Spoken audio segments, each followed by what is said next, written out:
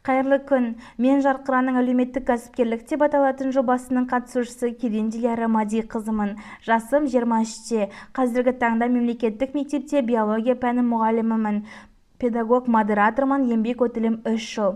Сіздерге ұсынып отырған жобамның атауы «Ұстаз хаб» деп аталады. Бұл ұстаздардың біліктілігін арттыратын қауымдастық дегім келеді. Менің әріптестерімнің арасында, яғни жас және орта буын мұғалімдері қазіргі таңда ноутбукты толығымен қолдана алмайды.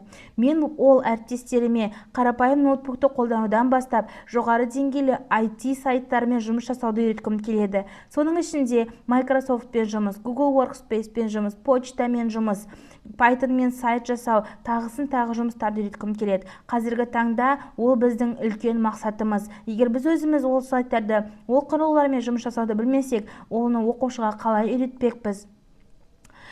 Менің мақсатым жаңа заманға сай мұғалімдерді дайындап шығу. Осы курстарды мұғалімдер бітіргеннен кейін арнайы сертификат алғандарын қалаймын.